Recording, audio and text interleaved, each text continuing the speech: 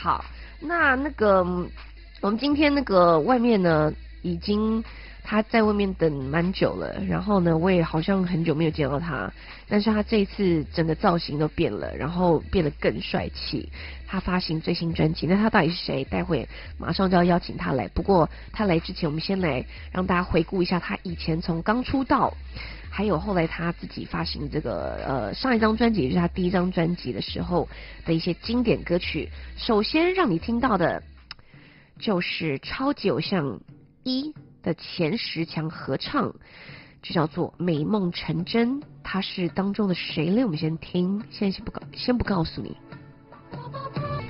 没错，你有没有听出今天的这个来宾是谁呢？前面听到那个《美梦成真》啊，就是超级偶像一的前10强合唱，里面有包括张芸京啦，还有林宗兴啊、江明娟啊、王雅婷等等等等的，里面就有这一位，我们今天待会马上就要欢迎他的黄文兴，因为之后我就让他听到他唱的这个10000克拉的幸福。那他终于发行第2张专辑了，待会马上就要邀请他进来到今天的157音乐互动网的 Ruby 时间，所以不要走开哦，待会马上回来。整个宇宙都是你美妙的声音，美得我无力抗拒，享受这一股魔力，如大浪来袭，对你会定义，已经把我吃尽。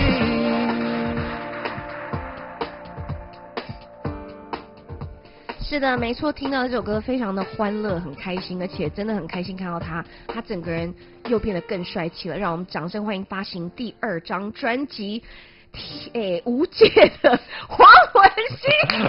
Hello， Ruby 姐你好 ，Hello 各位听众朋友们，大家好，我是黄文兴。嗨，文兴哥。不要这样 ，Ruby 姐不要这样。那个我刚刚讲那个天地是上一张专辑，其实已经隔了4年了。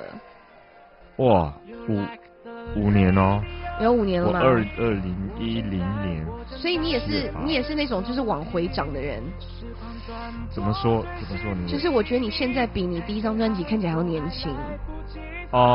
对了，对，因为整个造型都变了，因为我觉得是造型的关系。对啊，你知道那个我一看到那个文案，然后还有看到你的专辑的样子，我以为是因为我没有看真正的，我只是看那个你的样子嘛，我想说哇是哪一个韩星。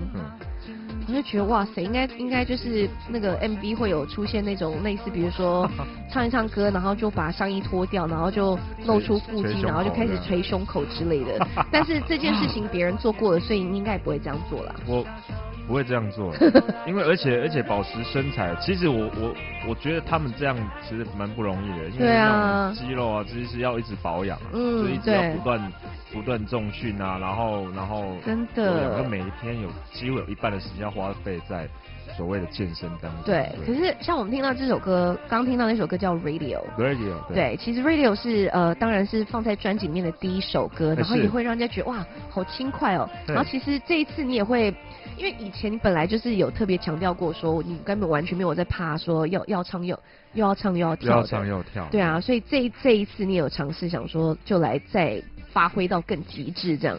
就比较活泼那种可以。这一次是有啦，但是因为之前公司安排的时候，其实这首歌收的蛮紧迫的。哦。那跳的方面可能要等下一张嘛。那这一次还是主要是以歌曲的里面的一个感觉为主。那相信大家听的时候会想说跟最早之前我唱的那个10000克拉的幸福来做比较。对啊。那跟这一次其实差蛮多。像这个它是有点韩国电影的感觉，对，舞曲的感觉，对啊。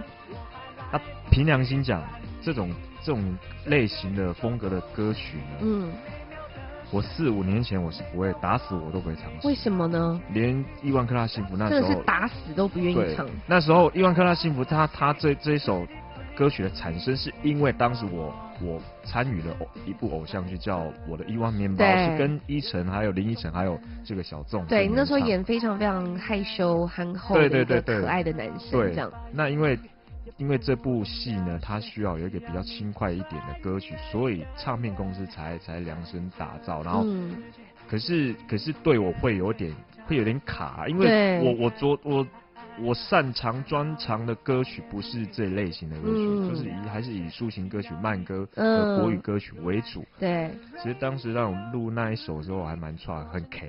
可是事隔了4、5年后，我在录这一首 Radio 的时候，我其实觉得也不能说非常的如鱼得水或之类怎样。但是至少我觉得跟4、5年前比起来是差很多。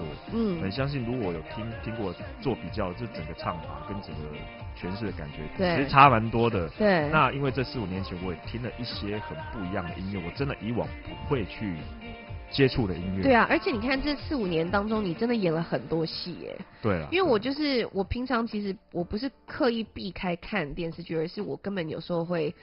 那个正好在演那些电视剧的时间，我都正好错过了。然后我真的偶尔转开电视，我有看到好几次是正好是你演的，我就觉得哇塞，文心演戏是真的很自然的。所以其实你是真的，就像我觉得你的歌声这个部分啊，我觉得比较厉害的是，一开始人家觉得哦你就是唱台语的，对。但是其实你知道，通常如果习惯唱台语的人，通常如果硬要转成国语的话，都会有一种。去不掉的口气，应该是说他们会用唱台语的方式来唱国语，把他的公式套在国语上。对，但是其实是不能这样子。那我觉得文心这部分你 handle 的非常好，就是你可以把它。你知道，就是唱台语就非常有台语的会靠，对。但是唱国语就是非常很国语的感觉，这样就还是很时尚、很现代的感觉。也，你知道你懂我意思吗？我知道，懂。因为其实这个也是我4、5年前在唱国语的时候被人家诟病最多的地方。哦，真的啊？真的。所以你是自己想办法纠正过来的？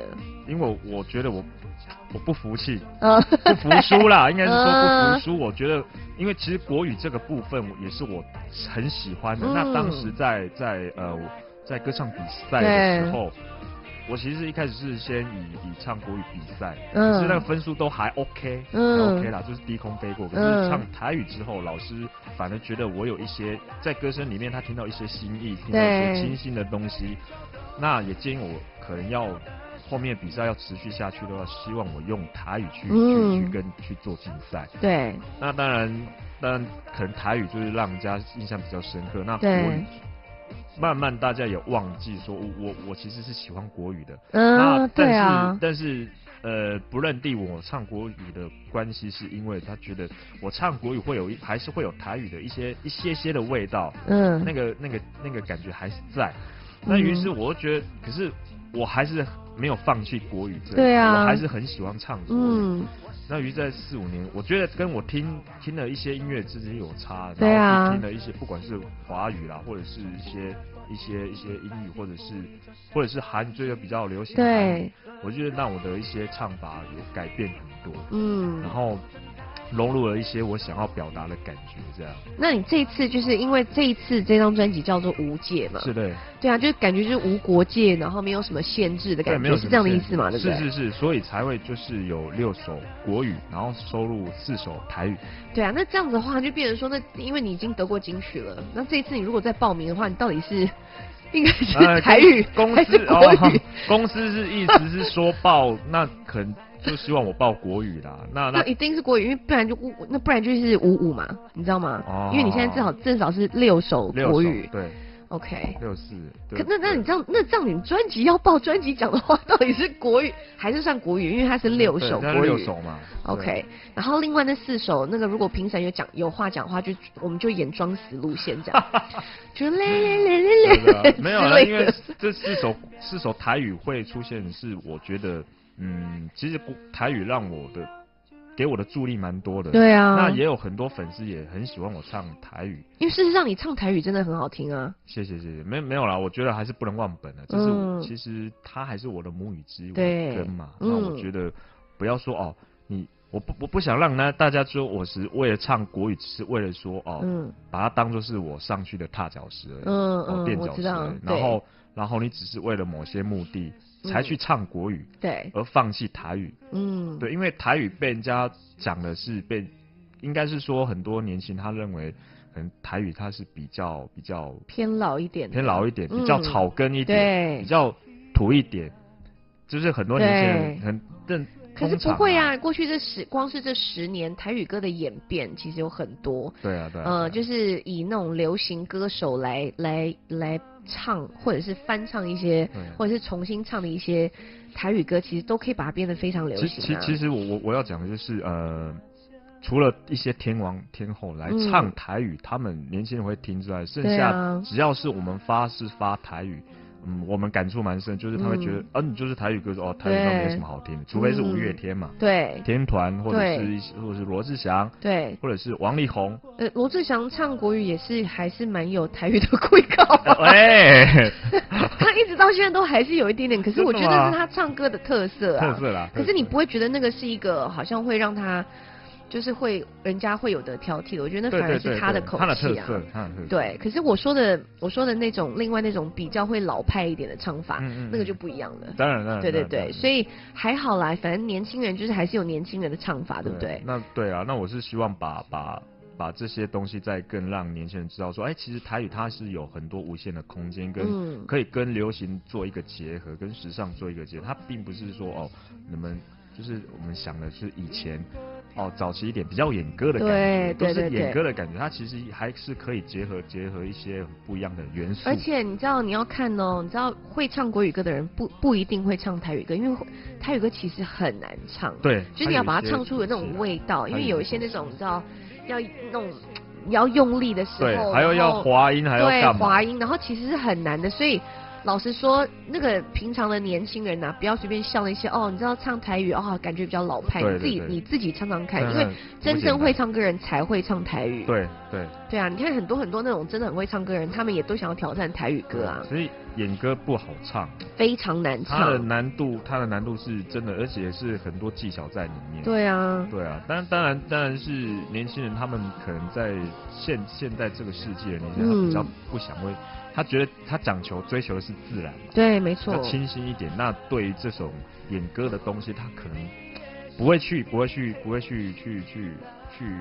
研究它，那觉得它就是比较草根一点。对，可是我必须要讲，真的，台语在演歌在台语里面其实真的还蛮难唱，就是很难唱，你太客气了，就是很难唱，真的很难唱。对啊，所以你自己会觉得，就是从比如说出道到现在，你从比赛，然后后来到第一张专辑，然后后来开始演戏啊什么一大堆，到现在，你觉得你自己就是粉丝的年龄层都是偏是什么？粉丝的年龄层的话，其实反而就是应该正常来讲，因为我演的都是比较属于台语剧嘛，那大家觉得说应该中高年的年龄层，但其实还好，对不对？年轻人很多很年轻人很多啊，八点档很多年轻人，对啊，其实让我有点吓，就是我整年轻人也有在看八点档，其实他的年龄层很广，尤其是就是三叉嘛，对，三叉电视台，对他的真的年龄层很广，而且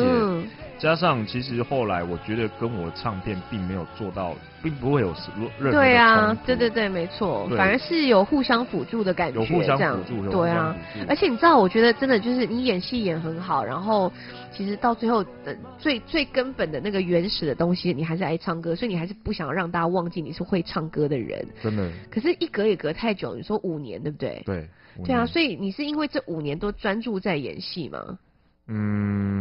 对，5年其实都专注在演戏。还有就是要结婚嘛，然后接下来就要生小孩什么的。对。但其实之前有很多报道，但是说就黄兴中了金曲魔咒这样。现在想想好像也有一点啊。并没有啊，我觉得你反而是转换跑道变成演戏也非常的好。那还好，我觉得老天爷算蛮眷顾我的，就是中魔咒，就是路塞在那边，你不可能，你不要说我一直就是要往那边往里面钻这样，那我觉得还是要去找别的不一样的东西去尝试啊。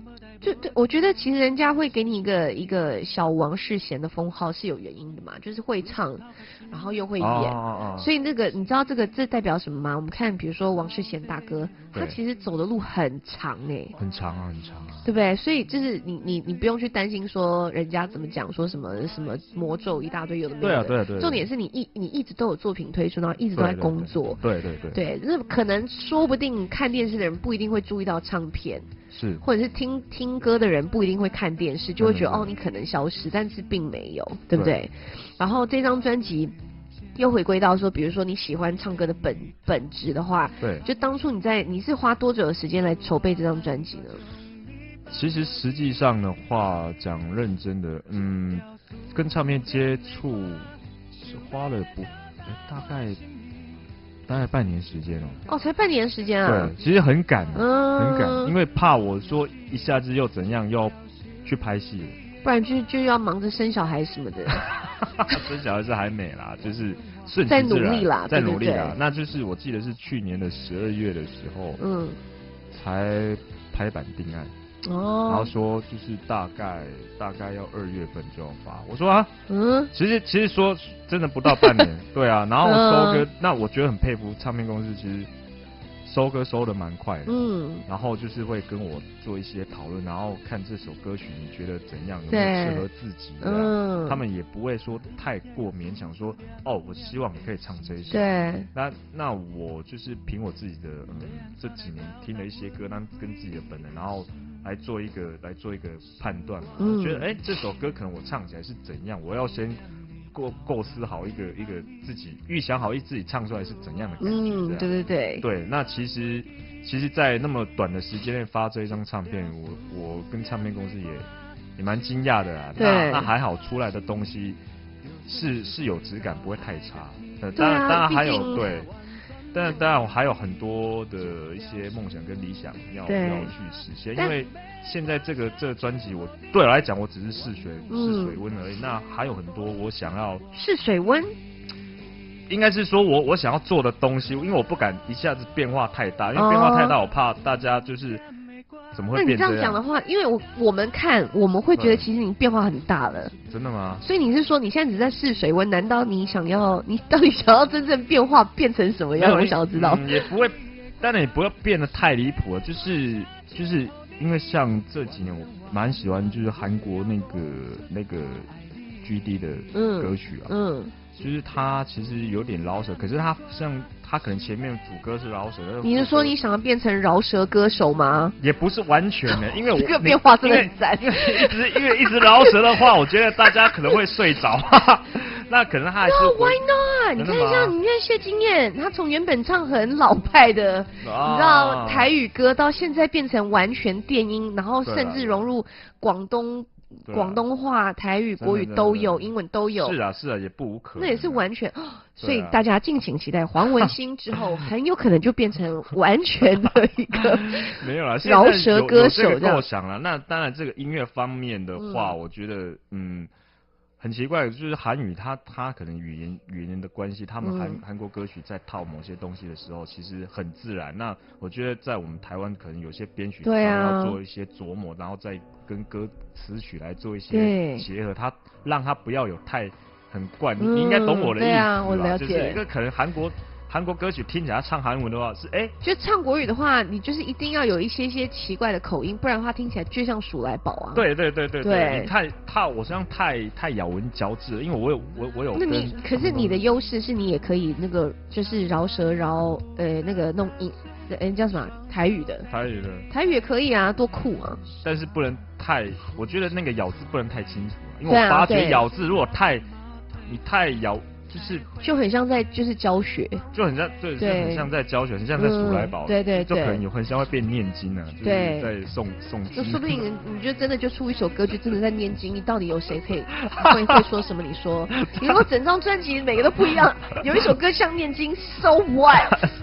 然后这样是蛮另类的，不觉得吗？因为我发觉像韩国那个像不管是 G Dragon 也好，或者是 BigBang 他们在。就是或者是 2NE1，他们在唱某些歌曲的时候，他其实跟他们平常在讲话韩语的那个口气是，对啊，好像不太一样。他们其实是有些像我们现在讲话是这样子的，可是我硬要转换变这样子，那听起来就是你知道就是这样子，对，一定要转换变这样子，就很像我是 ABC， 你就是专辑这样子，对，就是有点类似这样子，对，那个音调就是要不一样，对啊，不然，因为我有想过，不然就是如果不这样的话，会听起来真的会很怪。好，那我这样非常期待。真的吗？因为我觉得你现在这个造型，你知道，我知道你这一张专辑的那个打造团队也都非常的厉害嘛，不管是拍 MV 啦、造型师啦，还是比如说制作人有4个不同的制作人啊，然后就是从头到尾都是整个是把你变的。然后我个人看我会觉得是很开心的。真的吗？因为我觉得以前的黄文兴还是真的说实在就是你会觉得他就是比较偏本土的市场。对。可是你现在的这一张，你隔了5年了，然后经历这么多，你也得过奖，然后你也你知道就是演过那么多戏，不同的角色，然后现在就再来诠释这首这样子的歌曲。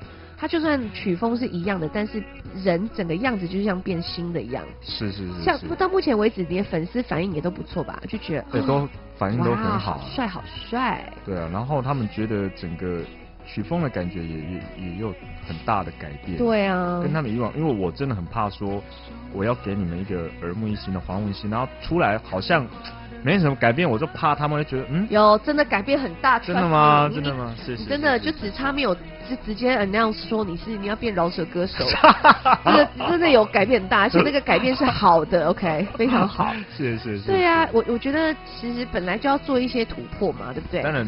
那个你有一首，我们刚才讲到正好讲另类，对，你有一首歌叫另类，这首歌当然也是专辑的一个主要的一首歌之一，对不对？对。那你要不要来介绍一下这首歌？这首歌其实是。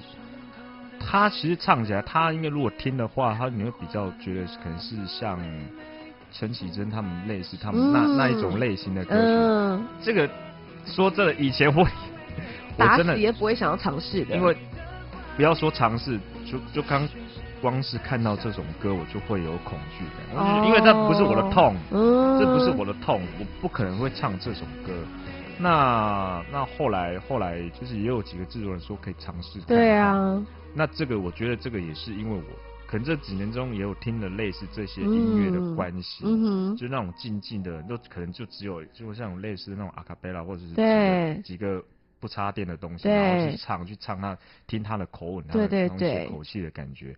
其实我觉得那这种歌还蛮迷人的，对啊，所以我就慢慢也去学了，稍微去诠释，学了一些这些东西。当然不会到极致啦，不可，因为它毕竟不是我的专长嘛。可是我希望给大家的一个传达的一个感觉跟观念，就是说，黄文兴是真的有想要去做一些东西，去让大家有一些 surprise， 就是真的有 surprise。因为我拿到那个就是专辑的时候，我想说。I swear 这个名字很像那个黄文兴，然后我想，不过他好像是一模一样的名字哎，不会就同一个人吧？真的就同一个人。就像我今天来的时候，我就是有问了一下那个我们的宣传说。Ruby 是那个 Ruby 姐吗？说是啊，就只有她。没错，其他的 Ruby 应该就是比如说宠物啦、猫狗啊，或者是卖槟榔的那种，他们就很多都叫 Ruby。对，这个我了解。有这样真的吗？真的。哎呦！但是叫 Ruby 的猫跟狗真的都很可爱。很乖就对了。对，没错，就是有点神经质，但是都是all可爱。OK。好，所以呢，讲到这首歌《另类》的话，我们就来听一下黄文兴最新专辑《无界》当中的这首歌，就叫做《另类》。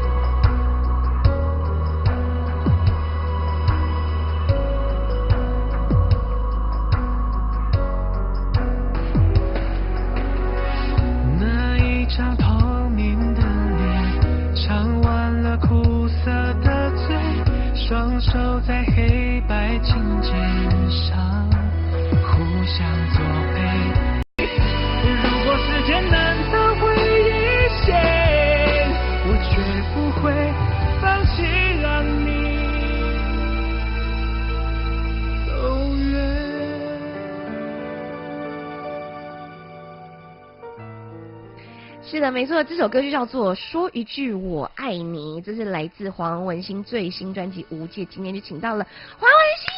Hello， 大家好，还有Ruby姐好。其实刚才这首歌不是说一句我爱你，不是吗？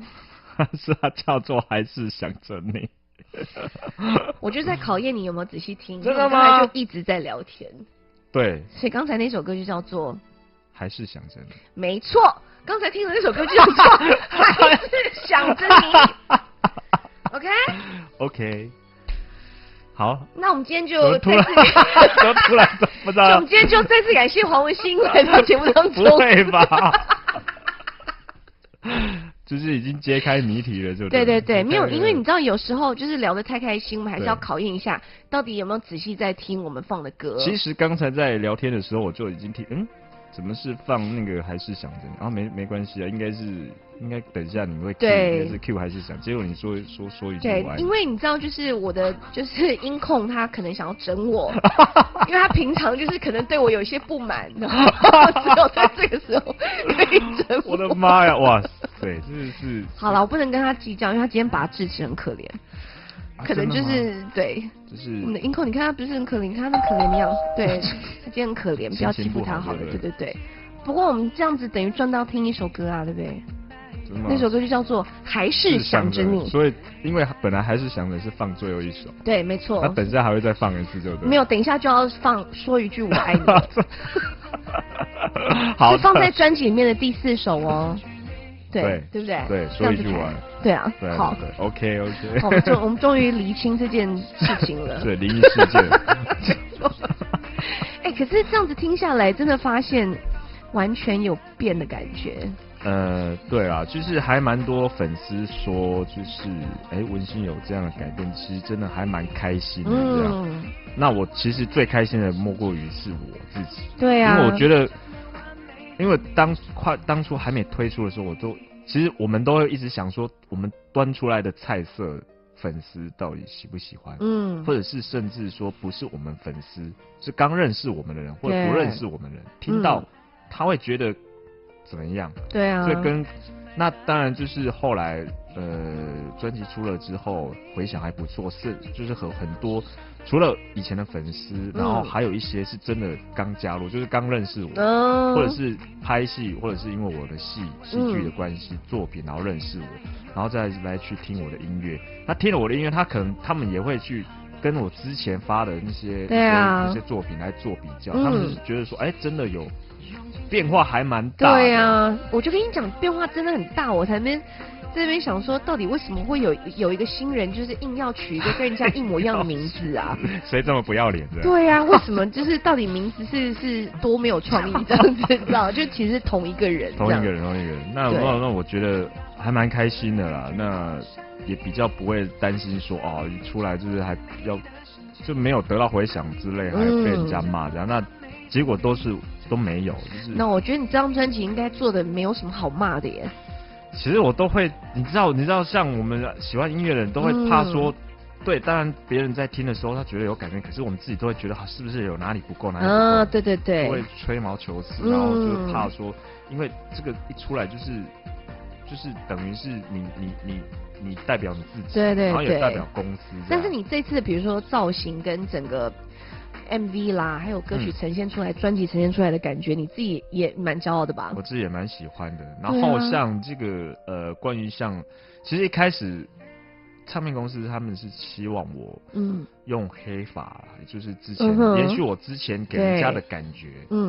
可是我说我们这次是要发国语，那我觉得要不要，而且要隔这么多年，对啊，要不要不一样？要不要稍微不一样？对啊，就感觉好像是一个全新的新人要出来了。对，然后后来我就说，那就先从染头发开始，然后我就说那就来那个亚麻灰绿这样，比较亮一点，比较亮一点，让人家也会觉得耳目一新，然后再从这些东西视觉上面去吸引。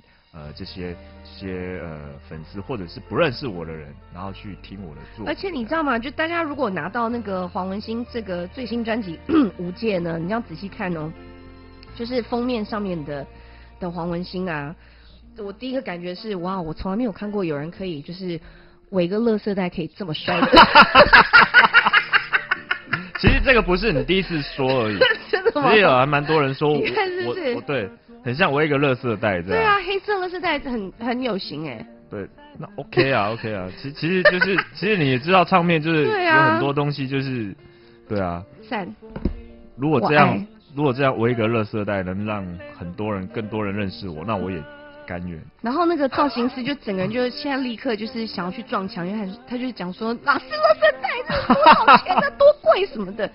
好啦，是，其实真的不是比较贵的垃圾袋了。对啦，环保的类似垃圾袋的材质来做出来很贵的衣服，这样也好像没有比较好。就有提升一点。好，但重点是整体的造型就是帅。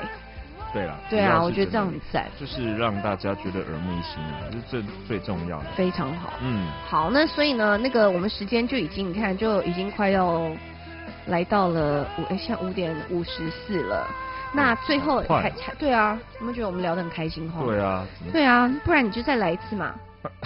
可以啊，可以啊，可以啊，有空的话当然可以。很好聊，黄文兴那么好聊，重点是这张专辑，最近有什么活动，要不要讲一下？最近的话，就是如果要知道我一些活动的讯息的话，可以到我的粉丝专页上面去按个赞就可以了。对，没错，就是搜寻黄文兴，然后如果你看到的。你会觉得，这到底是同一个人吗？就是同一个人，不要再怀疑了，他就是黄文兴。而且就是宣传期过了之后，大概我还会去拍摄，因为其实我在上面除了发行这个专辑是宣传期，除了很多粉丝留言说，这次的专辑真的蛮好听的之外，还有很多粉丝一直就是说你什么时候要回去拍戏这样。对啊，我觉得。真的有这么期待，尤其是希望我回去拍8点档。对呀，因为我觉得你演戏真的演得很棒。谢谢，就是很自然，我觉得。还有很多要继续努力啦，对。我觉得文兴讨人喜欢的地方就是，其实每一件事情都做得非常得体，很棒，然后可是又还蛮谦虚的。其实我觉得这就是一直以来。很多人会很喜欢你，就你唱歌唱得很好，演戏演得很好，反正每件事情都做到很好。但是你对你自己呢，我觉得只要开心就好了。对，而且在我的观念里面，我觉得千万不能自满，因为自满就会让自己停止真的不会前进了，就会停在那边了。我觉得就是要不断的谦虚自己才，就是一直要觉得自己不足，然后你才可以进步。因为我总有一个。我心里面总是会想说，别人做得到，那你怎么可能做得到？对，真的，我觉得真的是要去努力了。所以敬请期待接下来的下一张专辑，就是黄文兴变成饶舌歌手。但是这张专辑目前最新的就叫《无界》，请大家上网搜寻黄文兴的粉丝页，上去就说一句“我爱你”吧，对不对？是的，这样子的结局多好，因为我们正好要来听这一首，真的这一首没有在考验大家的。这首歌真的就叫做说一句我爱你哦，好不好？是这首吗？是这一首。你确定？确定。我们需要再多听30秒吗？不要，确定了。对。好，非常好。再次感谢我们的黄文兴，谢谢大家，拜拜。